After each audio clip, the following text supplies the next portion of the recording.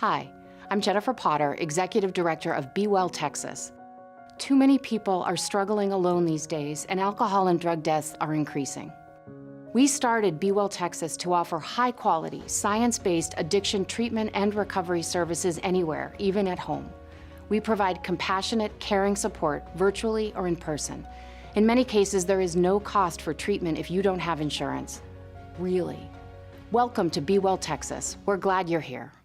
I want to talk about something that's been really exciting around here, and that is our partnership with our friends at Ford. Ford Motor Company and your North Texas Ford, or your Texas Ford dealers have announced an expanded sponsorship of the UIL State Championships, solidifying Ford as the official automotive sponsor of the UIL.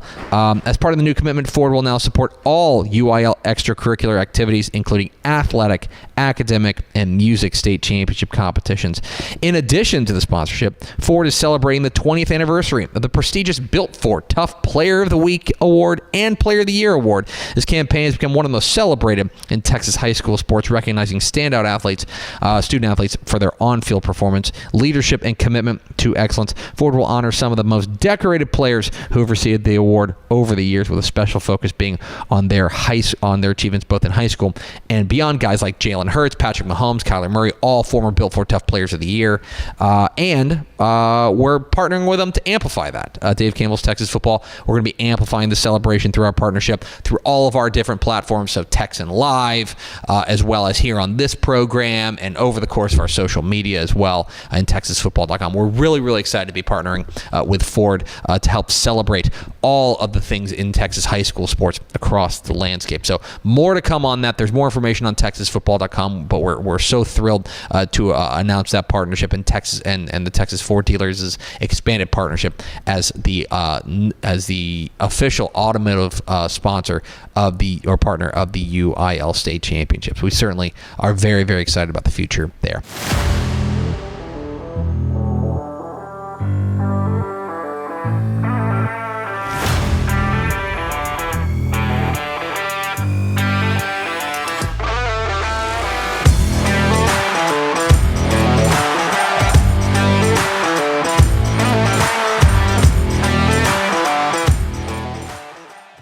Hello and welcome into a special edition of the Dave Campbell's College Football Podcast. We are doing a Baylor Bears 2025 preview.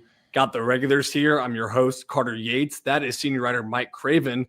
But today we're joined by Matt Wilson. He's part of the OSO Media Group Between Two Bears. Co-host Matt. On a scale of Baylor being 2-4, about to go into Texas Tech, to Baylor beating TCU 37-34 on a 6-game win streak, what is your excitement level for the 2025 season? Not because it's a bad scale, but because I'm dumb. It's a very confusing scale to me. I will say that I feel exactly the same way as I did after we beat Texas Tech last season.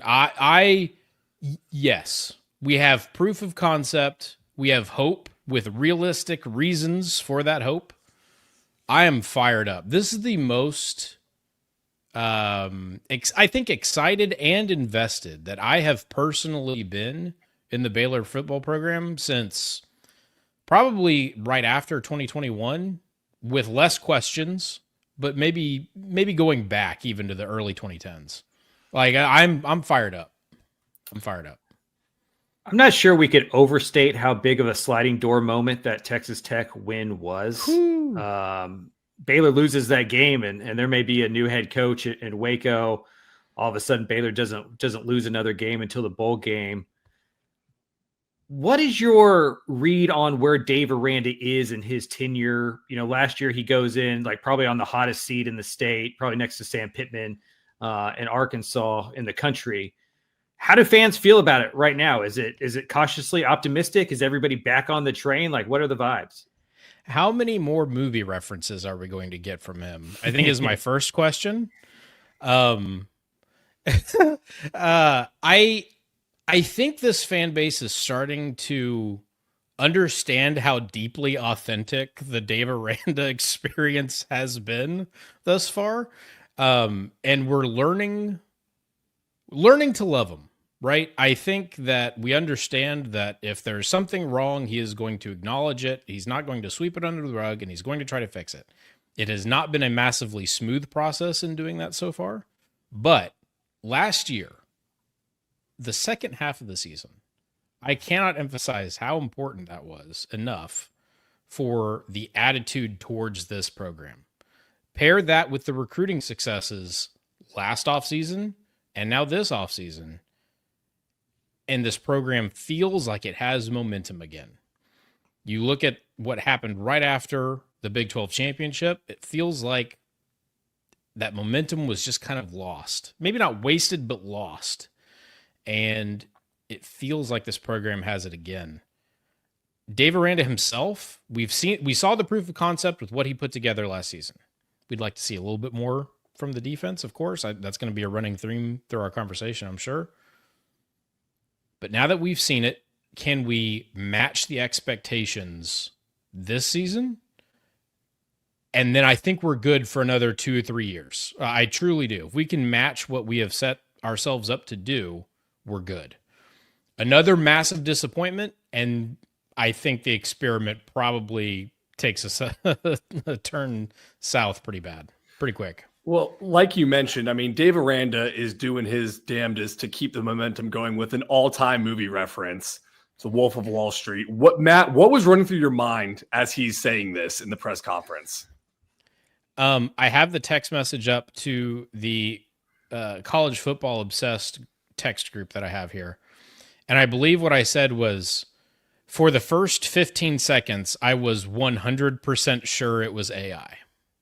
Yeah, I thought I had the same thought. It was one of those fake press conference AI videos. Sure. Because just the casual reference to small people, and probably an outdated word used so many times. I believe innocently, but still so many times. And then about 8,000 ums or uhs trying to figure out what his actual point was. If you give him the benefit of the doubt, it's a very innocent, oh, Dave's just being Dave. I don't have an opinion on it yet. I still don't know how I feel about it or think about it, other than it was completely surreal. So that was Completely an answer. surreal. That was an answer to my question. I asked him, because what I love about Dave Aranda is he will acknowledge a mistake, and he was late to the transfer portal, and I think that hurt them after 2021. He was late to NIL, and I think that hurt him after 22. And I asked him, have any of those fears you had to not jump in those waters materialized? And that was his analogy. And the funniest part, this is context to it, he had this same kind of thing at Big 12 Media Day, right? Like he had, but it was just off camera and like not on record. And we all kind of laughed about it. Like some of us in the media who had heard it, we all just, kind of, his SID shouldn't let him say that stuff. Right. And then like when he said, I probably shouldn't say this because the cameras are on, immediately my heart sunk because I knew exactly where he was going, because I had already heard the Dave, no. Yeah, he had been workshopping that bit. That's the funniest part to me. He was crafting that bit for weeks. Right. He's like, I'm going to drop this gem on him. And I think he's right. Like, yeah, he was spitting. He was spitting. I would have used a different word. But I'm sure left the chat. Yeah, I'm just shutting off video to save some bandwidth here because we're getting some connection situation. But it's just truly, I have no idea what to think about it. Yeah, I thought it was excellent. I thought it was an excellent point if he had just used different words. But I'm sure that talk has happened, and we'll move past that. I guess let's start with in terms of team preview before we derail this whole thing on Wolf of Wall Street. Offensively, it feels like as known of a commodity as you can find in modern day college football. Like I like to always go to Our Lads and look at the depth charts and like how many gold players there are, because those are the transfers. And if you look at Baylor's offense, it's just a bunch of blue names because they're all back. Wide receiver though, Ashton Hawkins still up in the air. Not sure what's going to happen there. From what I've heard, not overly optimistic inside the building. on if he'll get an extra year. So is wide receiver kind of the only spot offensively that you have a question mark about?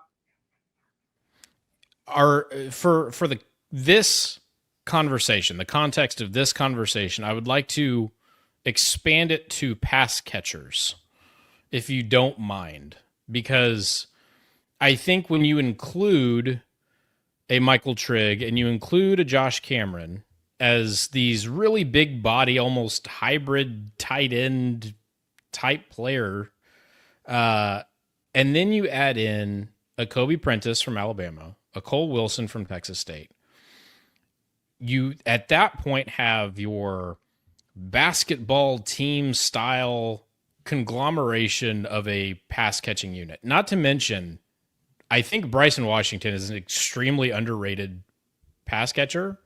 I like what is there. If you go watch a little bit of tape, or hell, I mean, even if you play the new college football video game a little bit, there's some speed in that Baylor wide receiving core, right? Like, I trust Spavital's ability to identify what he needs in a pass catcher, and it hasn't hurt us yet going and getting the best pass catcher from Texas State. I mean, like, in Ashton Hawkins. Not to mention, if you actually get Ashton Hawkins back, then I'm not worried about it. Is it a question? Yes. Am I worried about it? Not really, because I trust what Sawyer Robertson can do. I trust Josh Cameron. I trust Michael Trigg and what I expect to be an increased workload. And then you are looking for role players to play alongside them. And with as much pressure as this running game is going to put on defenses, I don't see how it doesn't create opportunities. Can those players take advantage of it? I believe some. I don't believe they would be on campus if they couldn't. So I understand it's a question, but I'm confident. And then you look at Taz Williams, big-time incoming freshman recruit. Apparently he's been looking pretty good, pretty healthy after that senior year knee injury. Some people are expecting him to play a role. I think there is enough in that room, projected starters or not, to be impactful. And you mentioned how that run game is going to take some of the pressure off the pass game. When you look at Dawson Pendergrass and Bryson Washington, I was just rolling through some of Baylor's stats by the year. And I go back to 2021, the Big 12 championship team with Tristan Ebner and Abram Smith. Does this duo remind you at all of those guys? Little Thunder Lightning, little Shock Linwood.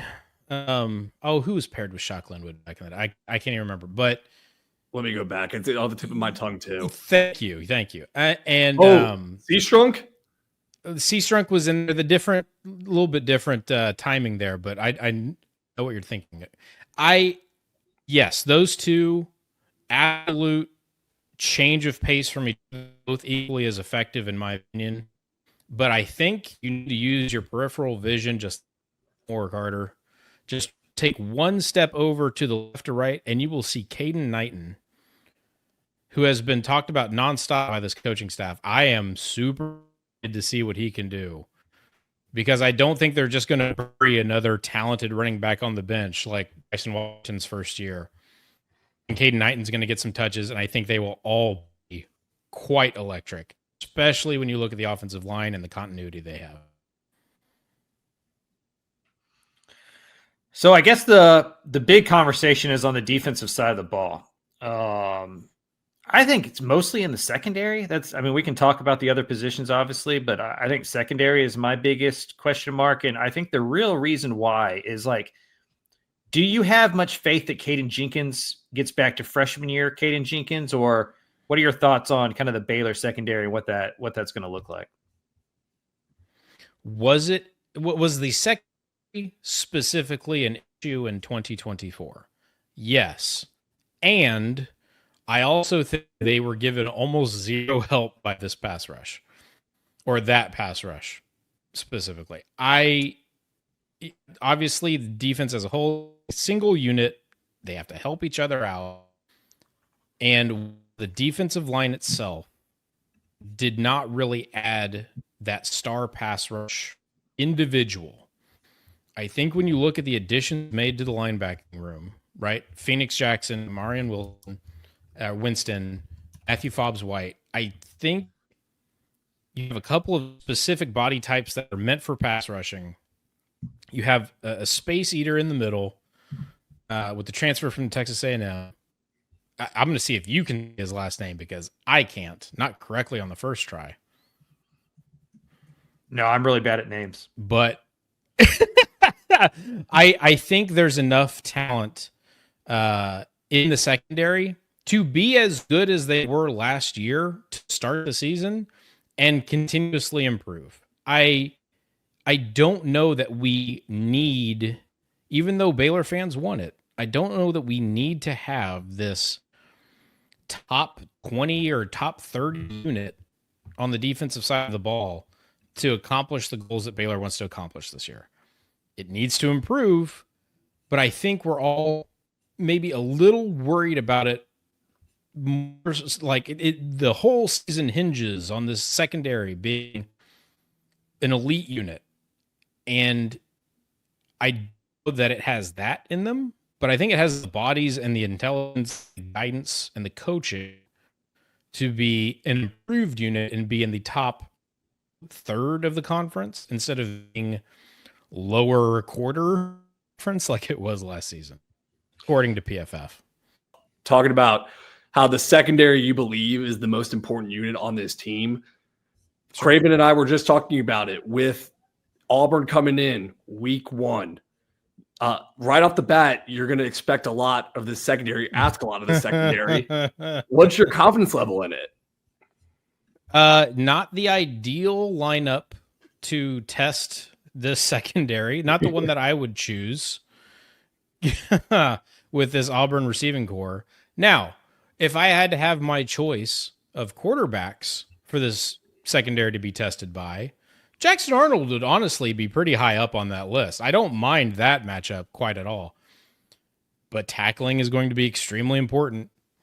Decision making is going to have to be pretty quick because the athleticism in that Auburn wide receiver room is dynamic is probably an understatement. They're big, they're fast, and it's going to be a test. It's absolutely going to be a test. Yeah, it'll be interesting to see how it shakes out. Like, Ken Jenkins, Tevin Williams, probably your leaders at cornerback, or at least the names you know, but Calvin Simpson-Hunt's kind of in that mix. I think it kind of like flew under the radar a little bit, but Devin Turner being out for the year with the torn ACL at safety next to Devin Bobby because Lemire isn't playing football anymore. And then how they use Carl Williams, like maybe if one of those corners doesn't shake out, he plays full-time corner. But I'm with you in terms of the pass rush has to get better to expect this defense to take the type of step forward that it needs to take forward. How nice has it been to watch Baylor bring in impact guys through the portal as opposed to a couple years ago where it just didn't seem like he was willing to play that game? Finally, like it's a sigh of relief more than anything else. Okay, we're playing the same game that everybody else is. We are attacking this sport the way everybody else is. We're a couple years behind, but we have seen that if Baylor has comparable talent, this program can go win conference championships.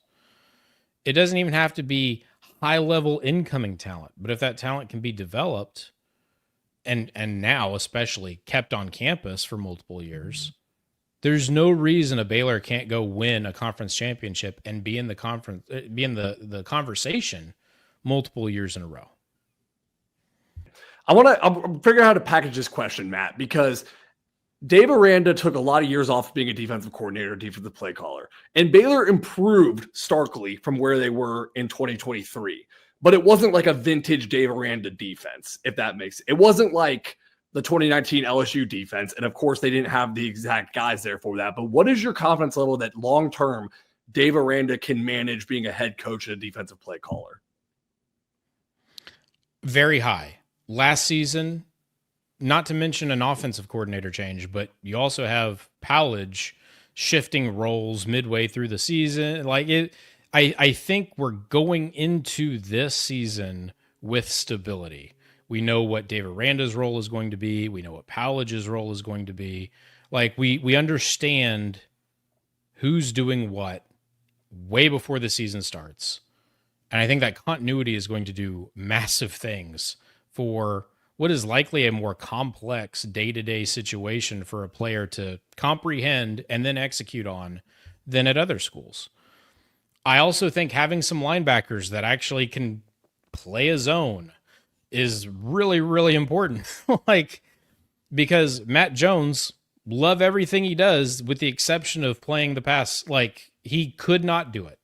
And that's fine. He was I think he had he led the conference, or definitely led the team at least, in like run stops, whatever you consider a run stop. He was massively important in that. Massive detractor in the pass game. And I really think it all boils down to, can we do what Dave wants to do with maybe one less guy in the box, or at least committed to the run? If that happens, Dave is a big math guy. I think the math changes in favor of the secondary, and things get a lot better. Yeah, having a huge nose tackle, I think, helps with that as well. Like the last time Baylor was really good at defense, they had a huge Samoan nose tackle to take up space up there. I've been like driving the Baylor train. Like Carter can attest to this. Like I've been on this since like February, kind of just like Baylor's. We appreciate it. But what happens if they're 1-3? I don't like but I don't like it there. It didn't make me happy inside. So we're playing a what if game, right? Well, like Auburn, SMU, Arizona State within the first 4 weeks, like we're going to find out quick if this team is a Big 12 contender or not. Let's play a what if game about last season, Mike. How about that? How about we do that? What if the O-line plays a little bit better, or they gel a little earlier, or we realize that Sawyer is actually the guy and not DeQuan Finn? Yeah, what if DeQuan Finn didn't get all that money? Exactly, right? You look at a one-score game versus Colorado that could have easily gone the other way. Probably should have. You look at a horrific start versus BYU. Yeah. You look at a Utah game that probably should have gone the other way if Baylor had a reasonable quarterback performance in the first half. I think 1-3 is not necessarily the end of the world, because it also depends on what those three look like massively. Because if it's a close loss to Auburn, which is, in every Vegas book is a toss-up, it's -1.5 one day, +1.5 the other day. SMU, very talented. Now, I really, really want to go win that game. I really want that SMU game for recruiting reasons, but also just, I don't actually know any SMU fans, but it'd feel good. I think that Arizona State game, I'm lower on Arizona State, respectfully, than a lot of people, so I'm not as worried about that. And then Utah, I need to see it. I need to see that offense do something different compared to last season. So the what if, to begin with, I'm less confident that's going to be a reality than maybe you are, because we know nothing of what a Kenny Dillingham team looks like when they're actually being hunted and they're not taking people by surprise. We don't know what a Cam Rising-less Utah offense looks like. Well, we do. We saw it last year. But, like, what is Whittingham going to do to evolve? 1-3 would not be fun, but it would not be the end of the world. I also don't think it's going to happen. So what do you think is going to happen? What's your knee-jerk record prediction that first month of the season? I like 1-1 versus Auburn and Utah, or Auburn and SMU. I think if Baylor splits those, we're in a good spot. I think across the rest of the season, I think there is a loss to Arizona State or Kansas State. I think there's probably a split between those two. And then right after I say I need to see it from Utah, I think that Utah game could be a little dicey, but I'm pretty sure it's in Waco. It is. I always forget where that one is. It is. With that one being in Waco, like that's kind of a toss-up game for me.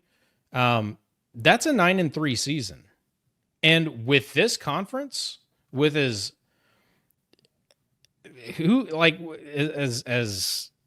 convoluted as it already is in the different unofficial, by the way, media polls, who knows what 9-3 is going to get you? Is that an auto bid to Arlington? Is that, hey, you just got to wait for another game to be played to see if you're going? I think 9-3 would be a massive success. And then, you let it play out the way it's going to play out. To your point earlier about SMU, about a month or so ago, I got obsessed with this idea of like, what's the third best job in Texas? Texas and Texas A&M are always going to be the top two, just with the alumni base, the donors, the history, the tradition, all that kind of stuff. Those are the two best jobs. But for a long time, the conversation was for number 3, it was either TCU or Baylor. TCU had DFW and Gary Patterson. Baylor had proven it could go to the Big 12 championship with 3 different coaches in like 10 years, right? Like they have kind of an infrastructure behind the scenes that I think is advantageous. But with Tech spending so much money and SMU spending so much money and so much of modern college football being about how willing you are to get to that table and spend that kind of money, what is your confidence level that Baylor is willing to kind of swim in those waters and keep up with the Techs and the SMUs and just kind of this push, I think, for that second tier teams up a little bit? I'm sorry. It sounded like you said, what does Baylor need to do to keep up with Texas Tech? Here we go. From a spending standpoint. From a spending, is that how you win? Is that like if you spend the most, you win the most? I think so. This is new to me. On aggregate, I think that is true. Obviously, there is going to be some exceptions to that rule, and we've seen at places like Texas when you're not competent with how you're spending it, you can slip. But I think Texas is the perfect example. As soon as they were competent at all behind the scenes, you've seen the monster unleashed, and this is what happens. Like all the teams that can win national championships are spending the most money. Sorry, I think I have it locked in now. If you spend the most, you too can get a favorable call to barely beat Arizona State in the playoff. Okay, I'm just making sure that I have it boxed in there. I honestly, truly, I think it's great that Texas Tech is finally investing in athletics. I think that's great. I love that for them. I will need to see it on the football field first before I can say that they are definitively a better destination for whether it be coaches or athletes than Waco or Fort Worth, as much as it pains to say it. SMU, I think, in the short term, is a fantastic job. I really do. What is the ACC going to be in 5 years? The Big 12? The Big 26. If they exist, right? Right. Like, who knows if it exists? But the ACC I don't know how sustainable. The ACC without those name brands is the Big 12. I would leverage the Big 12 has better brand recognition than like Cal and Virginia football, but that's up to, I don't know. That's up for debate. I think Baylor is absolutely right there, especially when you incorporate other sports. It still is honestly still cool to hear national sources say, and don't forget about Baylor whenever they're talking about something specific. It doesn't happen a ton, but it still happens. And the only thing that we've heard about Texas Tech, again, love the Gambling Gauchos over there. They do a great job. I listen every week. This is not about the Texas Tech fan base. I have a lot of love for them. But I don't see, until I see it on the field and sustained, there's just not a history there. It's part of the ethos to have a pretty good roster, and then, I don't know. So I think Craven and I also we've seen Texas Tech's hype train, go 100 miles an hour. And we have both tapped the brakes a little bit and said, okay, there are some questions we still have about Texas Tech. But for you, when you're a Baylor guy, did you look at what Texas Tech did this offseason and not even bat an eyebrow? And you there was no part of you that was like, okay, here we go. Texas Tech, look what they're doing. Did you not care at all? Shehan Jayaraja, in his story about Lubbock, and I texted him about this, in his story about the Texas Tech football program, said this could be a massive success, all of this money that they're spending. Or he didn't say it in this many words, but he did reference like pets.com, which was a massive startup success for a couple minutes and then crashed completely and went out of business. Mm-hmm. Yeah, And I just don't buy that. I just think that's, I almost used a word I shouldn't use on it. Because if the worry about Tech is that their head coach can't figure it out, they're just going to get a new head coach, right? Like the money's not going to stop. Like this isn't a pets.com thing where like they're going to go belly up. Like Cody Campbell's going to spend this money in perpetuity. And if the guy that's there now can't figure it out, they will just get the next guy and then the next guy and the next guy. And so if I'm TCU, if I'm Baylor, if I'm Houston, I'm looking at what SMU and Texas Tech are doing as like an existential crisis of like, well, we have to keep up with this as well. And I'm curious is if Baylor is going to do that. So far, so good. I'm curious if Baylor has so far so good. For it. In my opinion, Baylor is doing exactly what they need to do. Spend the money you need to spend to be competitive. The guys that will want to come to Waco will come to Waco. The guys that are willing to go to Lubbock because of the money will go to Lubbock because of the money. And everybody else will go to Fort Worth and Houston. And I'm good with that. Yeah. It's good. It's fine with me. In all sincerity, though, like I think Joey's a fantastic fit for what geographically, like what Lubbock needs to succeed there. I'm upset that Tech is not on Baylor's schedule this season. Yeah, and I'm kind of mad at the Big 12 for the schedule that Texas Tech got this season, frankly, because I think it's going to inflate.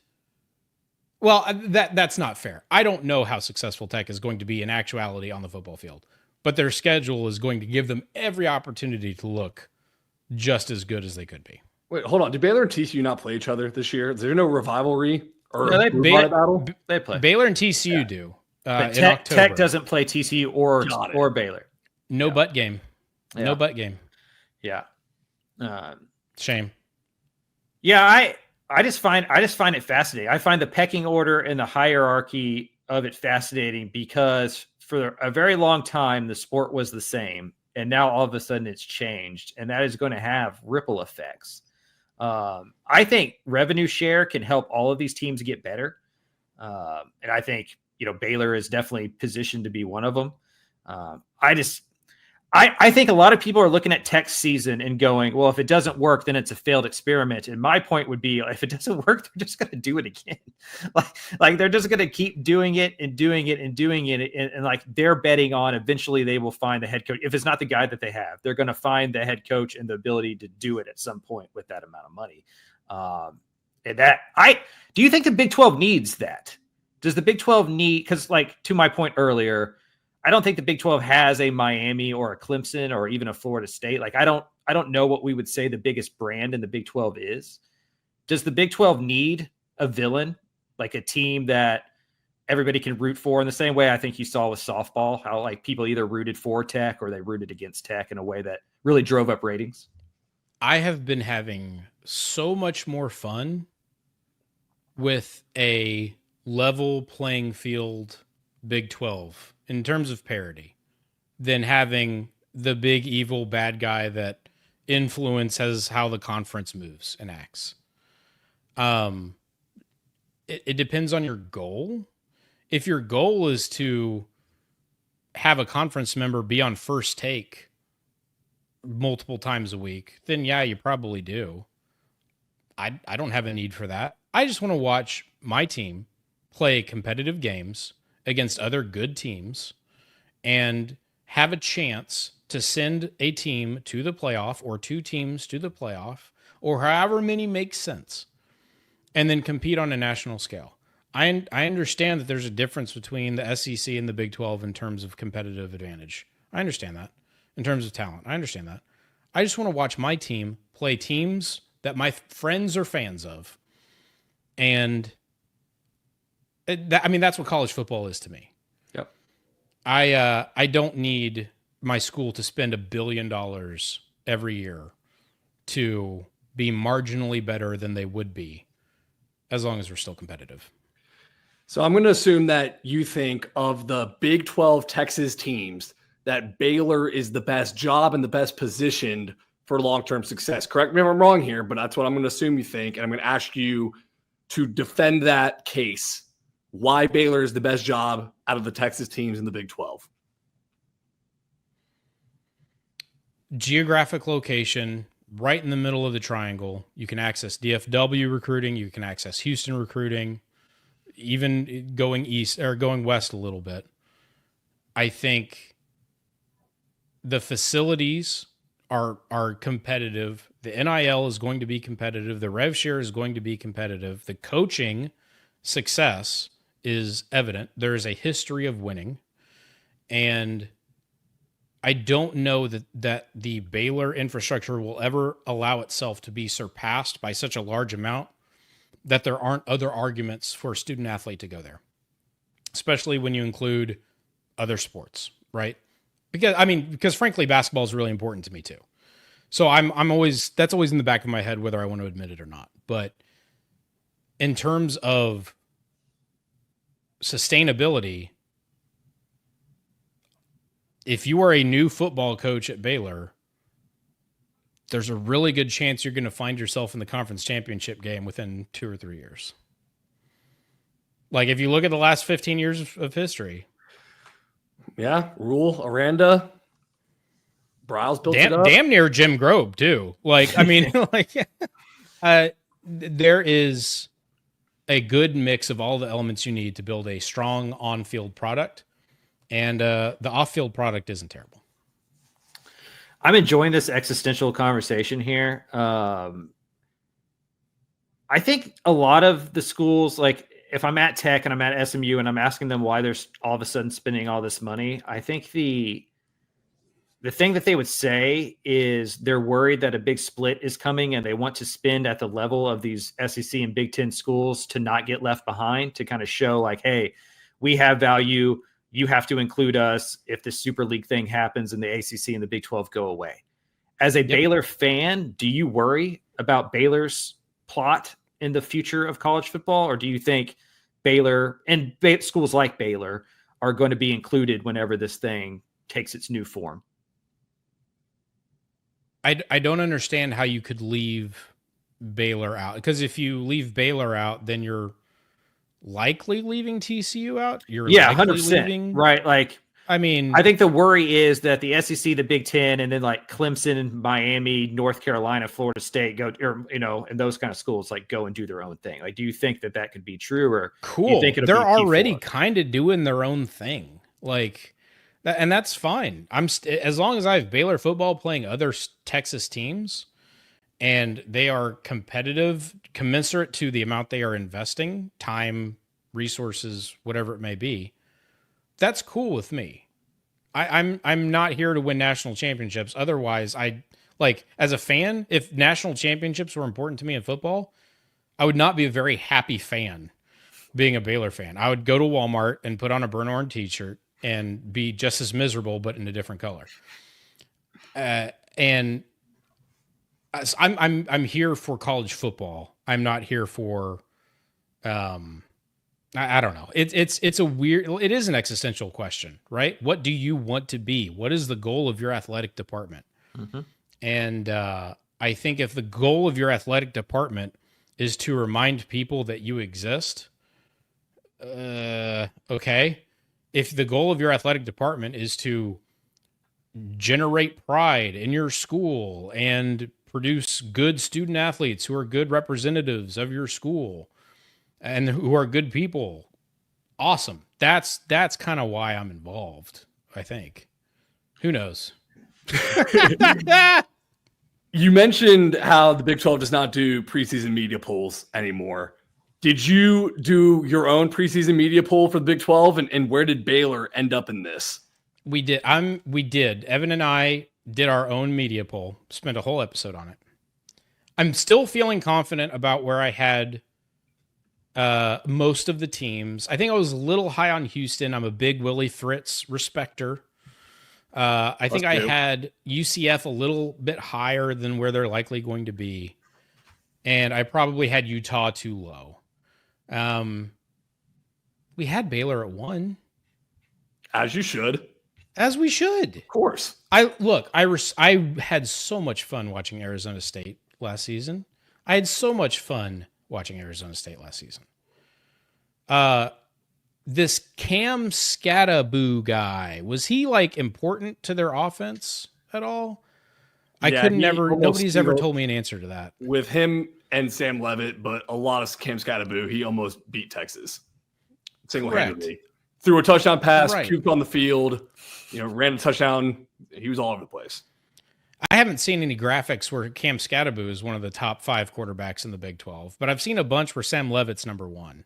Really good. I think he had a lot of help too. Kansas State, Avery Johnson, show me something. Show me.